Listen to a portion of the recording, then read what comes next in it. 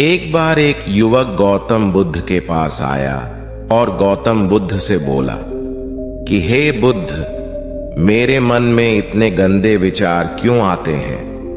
मैं नहीं चाहता कि मेरे मन में गंदे विचार आए, पर मेरे मन में हमेशा काम वासना के विचार चलते रहते हैं और मैं इनके बारे में सोच सोच कर बहुत परेशान हूं। मेरी ऊर्जा और समय यह सब सोचने में ही नष्ट हो जाती है और इन सब के विचारों की वजह से मैं कभी भी शांत नहीं रह पाता और मैं हमेशा ही स्त्रियों को देखकर मोहित हो जाता हूं।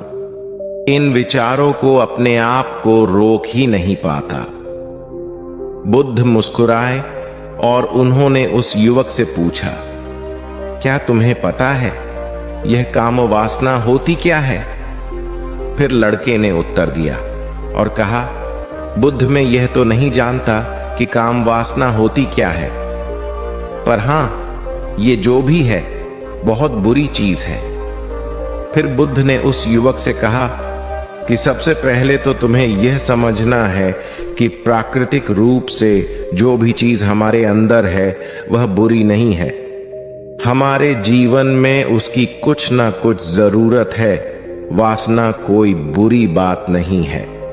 यह तो हमारे मन की एक भावना है जो हमें किसी ना किसी चीज की कमी का एहसास करवाती है और फिर हम उस चीज को पाने के लिए उस चीज की तरफ आकर्षित हो जाते हैं। जैसे अगर तुम्हारे पास धन की कमी है तो तुम में धन पाने की वासना उत्पन्न हो जाएगी।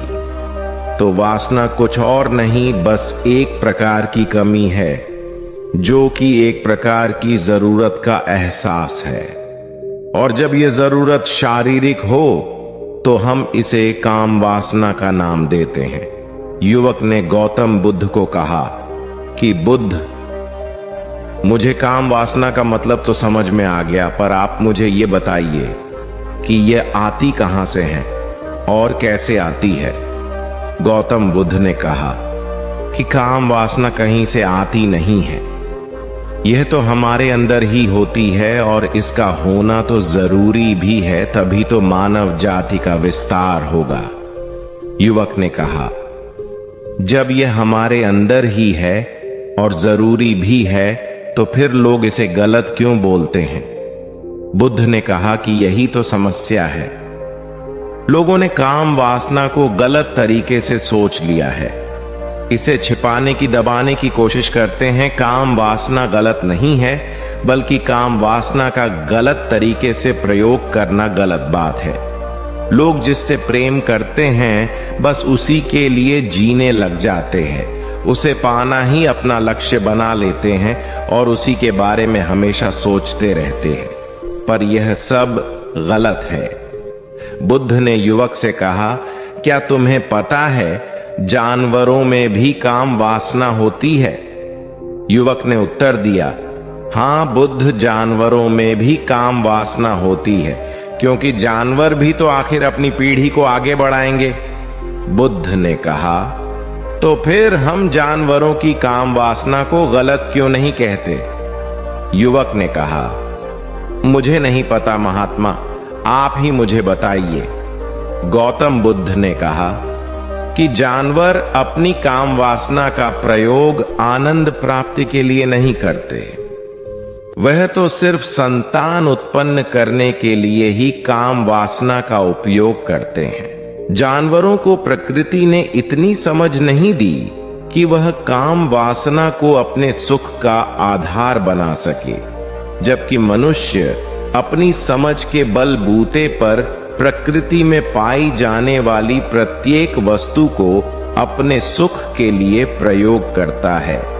हम इंसानों ने ही काम वासना को अपने सुख का साधन बना लिया है, जबकि प्रकृति ने तो हमें अपने वंश को आगे बढ़ाने के लिए दिया था, लेकिन इंसानों ने इसे अपने जीवन का परम लक्ष्य बना रखा है और इस तरह से काम वासना का भी लगाम हो जाना गलत है। युवक ने पूछा, महात्मा जी, ये काम वासना हम पर हावी क्यों होती है? तब गौतम बुद्ध ने कहा कि सुनो, अब जो मैं तुम्हें बताऊंगा उसे तुम ध्यानपूर्वक सुनना। काम वासना का सारा खेल तुम्हें समझ आ जाएगा। तुम्हें तुम्हारे सारे सवालों का जवाब मिल जाएगा। बस तुम्हें ध्यान से सुनकर समझना है। एक बार की बात है, एक आश्रम में गुरु और उनके शिष्य रहा करते थे, जो रोजाना आश्रम के बाहर स्थित गांव में भिक्षा लेने के लिए जाते थे। उस आश्रम का एक शिष्य जिस गांव में भिक्षा लेने जाता था, उस रास्ते में एक नदी पड़ती थी। एक दिन उसने देखा कि एक लड़का पेड़ के पीछे छिपा है। वह उस लड़के के पास गया और उससे जाकर बोला, भाई, तुम इस पेड़ के पीछे छिपकर क्या देख रहे हो? लड़के ने कहा, अरे तुझे नहीं दिख रहा कि मैं क्या देख रहा हूं? तब शिष्य ने नदी की तरफ देखा तो वहां पर कुछ लड़कियां पानी भर रही थीं। वो लड़कियां 14-15 साल की होंगी। तब उसने उस लड़के से कहा, अरे भाई, वहां पर तो लड़कियां पानी भर रही है, इसमें छिप कर देखने वाली क्या बात है? तब वो लड़का शिष्य की तरफ देखकर उससे कहता है, अरे पागल, तुम्हें दिखाई नहीं दे रहा कि कैसे ये परियां नदी से पानी निकाल रही है? जरा उनकी अदाओं को तो देखो, उनके कोमल शरीर को देखो, उनकी पतली कमर को देखो, और उनके बाल उनकी कमर पर कैसे लहरा रहे हैं, मानो सुंदरता बिखरी पड़ी हो। शिष्य ने फिर नदी की तरफ देखा और इस बार वह इससे देखता ही चला गया। उसे किसी भी बात का कोई डर नहीं था, लेकिन अब वो छिपने लगा और उन लड़कियों को देखने लगा। और जब वो छिपकर उन लड़कियों को देख रहा था, तभी वह अचानक अंदर से कांप गया और उसने कहा कि यह मैं क्या कर रहा हूं? मैं जो कर रहा हूं वह सही नहीं है, मुझे यहां से चले जाना चाहिए। और फिर वह जल्दी से वहां से चला गया। वो आश्रम पहुंच जाता है। आश्रम जाकर वो अपने कार्यों में लग गया, लेकिन जो अब भी वह देख कर आया था, वहीं उसकी आंखों के सामने बार बार आ रहा था। उसके मन में वही दृश्य चल रहा था। उसके मन में वही सब कुछ देखने के लिए लड़ाई हो रही थी। उसका किसी भी काम में मन नहीं लग रहा था। सुबह होते ही वह रोज जल्दी ही भिक्षा के लिए आश्रम से निकल जाता और उस नदी के पास वाले पेड़ के पास जाता, और जहां पर वह लड़का पहले से मौजूद रहता था, उस लड़के के साथ मिलकर लड़कियों को छुप छुप कर देखता था। अब वह रोज ऐसा करने लग गया। यह उसके रोज का काम हो गया। अब उस शिष्य का मन किसी भी काम में नहीं लगता था। वो हमेशा ही किसी ना किसी प्रकार के विचार में उलझा रहता। वो आश्रम के कार्यों को भी ठीक ढंग से नहीं कर रहा था। न वो ठीक से सो पाता था और न वो ठीक से खाना खा पाता था। उसका मन बेचैन सा रहता था। उसका मन बार बार उन लड़कियों के सौंदर्य को देखने के लिए तरसता था। जब गुरु शिक्षा देते तब भी उसका मन कहीं और विचारों में खोया रहता था। गुरु ने अपने शिष्य की इन हरकतों को जान लिया था। तब एक दिन गुरु ने शिष्य को अपने पास बुलाया और कहा कि आज से मैं भी तुम्हारे साथ भिक्षा मांगने चलूंगा। तुम और मैं साथ साथ भिक्षा मांगने चलेंगे। तभी शिष्य गुरु को मना करते हुए बोला, नहीं गुरुदेव, आप परेशान क्यों हो रहे हो? मैं अकेला ही ठीक से भिक्षा मांग सकता हूं। गुरु ने शिष्य से कहा कि ठीक है, तुम अकेले ही भिक्षा मांगने जाओ। शिष्य तुरंत वहां से भिक्षा मांगने के लिए निकल गया। उसके जाने के बाद गुरु भी आश्रम से निकल गए और शिष्य का पीछा करने लगे कि वो कहाँ जाता है, किससे मिलता है। यह सब देखने के लिए उसके पीछे पीछे चलने लगे। थोड़ी दूर जाने के बाद गुरु ने देखा कि उनका शिष्य एक लड़के के साथ एक पेड़ के पीछे अपराधी की तरह छिपा हुआ है और छिपकर कुछ देख रहा था। गुरु भी अपने शिष्य के पीछे जाकर खड़े हो गए कि आखिर उनका शिष्य क्या देख रहा है, जिसे देखने के लिए वो पेड़ के पीछे अपराधियों की तरह छिपा पड़ा है। गुरु ने देखा कि उनका शिष्य पेड़ के पीछे छुपकर लड़कियों को देख रहा था, जो कि नदी से पानी भर रही थी। तभी गुरु ने शिष्य को कहा कि तुम क्या देख रहे हो? अपने गुरु की आवाज सुनकर वह शिष्य घबरा गया और उसके पसीने छूटने लगे। वह थर थर कांपने लगा, जैसे किसी चोर को चोरी करते समय रंगे हाथों पकड़ लिया हो। उसकी हालत खराब हो गई। वो कुछ भी नहीं बोल रहा था। उसके मुंह से कुछ टूटे फूटे शब्द भी बाहर निकल रहे थे। वो अपने गुरु से नजर भी नहीं मिला पा रहा था। गुरु ने शिष्य की तरफ देखा और कहा कि मेरा शिष्य तो निडर था, उसे तो किसी भी चीज का डर नहीं था, लेकिन यह क्या तुम तो डर के मारे कांप रहे हो। शिष्य ने गुरु से कहा कि मुझे माफ कर दो गुरुदेव, मेरा इसमें कोई दोष नहीं है। उस लड़के ने मुझे बहका दिया था, लेकिन आपसे मैं वादा करता हूं कि आज के बाद मैं ऐसा कभी दोबारा नहीं करूंगा। मुझे माफ कर दो गुरुदेव। गुरु ने शिष्य से कहा कि कोई बात नहीं, पर इस बात का तुम ध्यान रखना कि हम जैसी संगति करते हैं वैसा ही फल हमें प्राप्त होता है। उसके विचार हमारे अंदर प्रवेश करते हैं, इसीलिए अच्छी संगति करो जिससे तुम्हारे अंदर अच्छे विचारों का प्रवेश हो। फिर गुरु और शिष्य आश्रम लौट आए और फिर से आश्रम के कार्यों पर ध्यान देने लगे। उसने उस रास्ते को छोड़ दिया और दूसरे रास्ते से जाने लगा। वो अपने काम को ध्यान से करता, लेकिन धीरे धीरे उसके अंदर क्रोध उत्पन्न हो गया और फिर वो दूसरों पर क्रोध करने लगा और बेचैन रहने लग गया। अब वो सही समय पर भोजन भी नहीं करता था। वो भोजन भी बहुत कम खाता था। एक रात गुरु शिष्य के पास आए और उसे बोले कि अब तक तुमने कितनी बार अपना वादा तोड़ दिया। यह सुनकर शिष्य अपने गुरु के चरणों में गिर गया और रोने लगा। रोते रोते ही उसने गुरु से कहा कि गुरुदेव, मैं कई बार अपना वादा तोड़ चुका हूं, फिर वादा कर लेता हूं, लेकिन हर बार मैं वादा तोड़ देता हूं। मेरा मन मेरे नियंत्रण में है ही नहीं। मैं बहुत कोशिश करता हूं कि मैं अपने मन से सारे बुरे विचारों को निकाल डालूं, लेकिन मैं चाहकर भी ऐसा नहीं कर पा रहा हूं।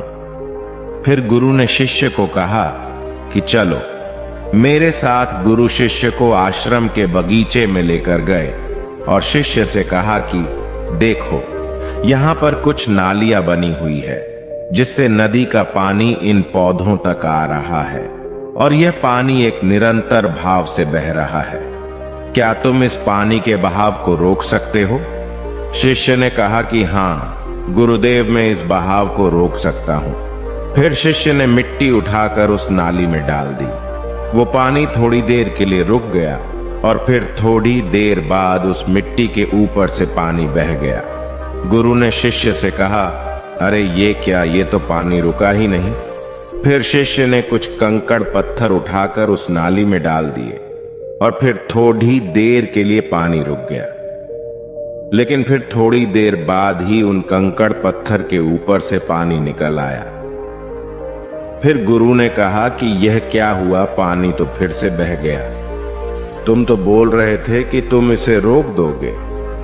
क्या हम किसी काम को रोकना चाहे तो क्या हम उसे रोक नहीं सकते? तब शिष्य ने कहा, कोई बात नहीं गुरुदेव, मैं इस पानी को तो आपको रोक के दिखाऊंगा। वह फिर से एक बड़ा सा पत्थर लेकर आया और उसे नाली पर डाल दिया और पानी रुक गया। तब गुरु से कहा कि देखा गुरुदेव, मैंने कहा था ना कि पानी को मैं रोक दूंगा। मैंने पानी को रोक दिखाया। आपकी बात मैंने पूरी कर दी। गुरु मुस्कुराए और बोले, अच्छा जरा ध्यान से देखो, पानी रुक गया। क्या वो तो पीछे की नाली तोड़कर बाहर आ गया और अगल बगल से बह रहा है? और ध्यान से देखो, इस पत्थर को आगे भी आ गया और ये पानी अपना रास्ता बदलकर फिर से आगे की तरफ बह जाएगा। और फिर थोड़ी देर बाद ऐसा ही हुआ। फिर गुरु ने शिष्य को समझाया कि तुम्हारे साथ भी तो ऐसा ही चल रहा है। तुम बार बार प्रयास कर रहे हो, बड़े से बड़ा प्रयास कर रहे हो, पर हर बार तुम्हारा प्रयास टूट रहा है और यह हमेशा टूटता ही रहेगा। तुम कितना भी बड़ा पत्थर रख लो, लेकिन पानी तो अपना रास्ता बना ही लेगा।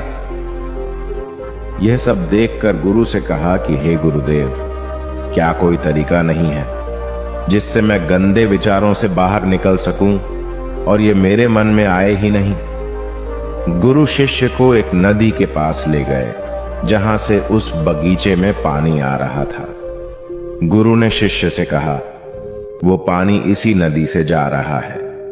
अगर हम यहीं से उस रास्ते को बंद कर दें जहां से पानी बगीचे में जा रहा है, अब क्या हम पानी को रोक नहीं सकते?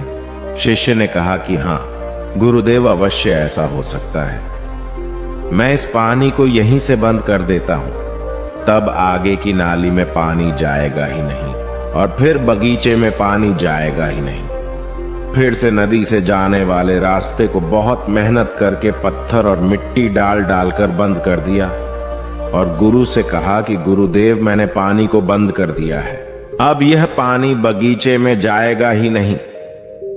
तब गुरु ने कहा कि अगर पानी बगीचे में नहीं जाएगा तो पेड़ पौधों को पानी कहां से मिलेगा? उन पेड़ पौधों को तो पानी की आवश्यकता है और उन पेड़ पौधों में कुछ पेड़ पौधे तो ऐसे हैं जिनको रोज पानी की आवश्यकता है। वह तो मुरझाकर मर ही जाएंगे, उनका क्या होगा? पानी तो हमें खोलना ही होगा। शिष्य ने गुरु की बात सुनकर वापस नदी से जाने वाले पानी का रास्ता खोल दिया। तब गुरु ने शिष्य से पूछा कि अगर हम इस नदी के पूरे पानी को बगीचे की तरफ मोड़ दे तो क्या होगा? तब शिष्य ने जवाब दिया कि गुरुदेव, वहां पर जितने भी पेड़ पौधे हैं वो गलकर नष्ट हो जाएंगे, वहां पर कुछ नहीं बचेगा। फिर गुरु मुस्कुराए और बोले, तुम इस बात को समझो कि हमें किसी भी चीज को रोकना नहीं है, बस हमें हमेशा संतुलन बनाए रखना है। कम पानी से भी पौधे नष्ट होते हैं और ज्यादा पानी से भी पौधे नष्ट होते हैं। हमारा जीवन संतुलन से ही चलता है। गुरु ने शिष्य से कहा कि अगर मैं तुम्हें कहूं कि तुम आम के बारे में मत सोचो, तो तुम्हारे मन में सबसे पहले किसका चित्र आएगा? शिष्य ने कहा कि गुरुदेव, मेरे मन में तो पहला चित्र आम का ही आएगा। गुरु ने कहा कि जब हम गंदे विचारों को जबरदस्ती रोकने का प्रयास करते हैं तो वह और मजबूती के साथ हमारे अंदर प्रवेश करते हैं और ज्यादा हमारे अंदर उठते हैं। इसीलिए हमें उन्हें कभी भी दबाने की कोशिश नहीं करनी चाहिए। फिर गुरु ने शिष्य को जाते हुए कहा कि हमारे गंदे विचार बुरे लोगों की संगति करने की वजह से भी आते हैं। कई बार क्या होता है कि कामुकता हमारे अंदर होती नहीं है, लेकिन कुछ अश्लील लोगों के साथ रहने की वजह से ये हमारे अंदर हावी हो जाती है। फिर शिष्य ने कहा कि गुरुदेव, आप सही कह रहे हैं, मैं अपने मार्ग से भटक गया था। फिर वो शिष्य उस रात बहुत ही चैन की नींद सोया। सुबह अपने कार्यों को पूरे मन से किया और फिर सुबह वो भिक्षा लेने के लिए उसी रास्ते से गया जहां वह लड़का आज भी पेड़ के पीछे छुपकर उन लड़कियों को देख रहा था। वो शिष्य नदी पर गया जहां वह लड़कियां पानी भर रही थीं। उसने उन लड़कियों से पानी मांगा। उन लड़कियों में से एक लड़की ने उसे पानी पिलाया और उस सन्यासी शिष्य के चरण छुए। शिष्य ने उसे आशीर्वाद दिया कि तुम्हारा कल्याण हो। उसका मन सकारात्मक ऊर्जा से भर गया। उसके चेहरे पर मुस्कान आ गई थी, जैसे कि उसे कुछ खोया हुआ वापस मिल गया हो। वह वापस अपने रास्ते से जाने लगा। तभी पीछे से वह लड़का आ गया जो पेड़ के पीछे छुपा हुआ था। वह शिष्य के पास आया और बोला कि क्या बात है, आज तो तुमने नजदीक से दर्शन कर लिए, तुम तो मुझसे भी आगे निकले। तब शिष्य ने कहा कि हम हमेशा दूसरे के दर्शन करने में ही व्यस्त रहते हैं, अपने दर्शन कर ही नहीं पाते। तुम कब तक इस पेड़ के पीछे छुपते रहोगे? किसी को पसंद करते हो तो उससे बोल दो, अगर वो भी तुम्हें पसंद करती है, और शादी कर लो। पर उससे पहले तुम कुछ बन जाओ तथा अपने आप को पहचान लो। ऐसे अपना समय बर्बाद मत करो। फिर वह लड़का रोज उससे मिलने लगा और उस लड़के ने नदी पर जाना छोड़ दिया। और फिर वो लड़का अपने जीवन में कुछ बनने के लिए संघर्ष करने लगा। तो तुमने देखा संगति का असर क्या होता है। अपनी संगति बदलो, अपने विचार बदलो। बुद्ध ने युवक से पूछा कि क्या तुम्हें तुम्हारे सारे सवालों का जवाब मिल गया? तब युवक ने कहा कि हां महात्मा जी, आपका बहुत बहुत धन्यवाद। तब गौतम बुद्ध ने युवक से कहा कि जब तुम्हारे मन में गंदे विचार आए तब आप अपने आप को दोषी मत मानो। यह शरीर है और यह सब इसमें हजारों वर्षों से सीखा है। ये केवल तुम्हारे सोच लेने से, शपथ लेने से ये टूटने वाला नहीं है, लेकिन तुम्हारे पास वो शक्ति है और वो ऊर्जा है जिसका तुम्हें संतुलन बनाए रखने के लिए उपयोग करना है। तुम एक जीवित ऊर्जा हो जो कुछ भी अनुभव करने के लिए स्वतंत्र हो, जो कुछ निर्माण करने के लिए स्वतंत्र हैं। इसीलिए तुम अपने आप को पहचानो। दोस्तों, आपको यह कहानी कैसी लगी हमें कमेंट करके जरूर बताना।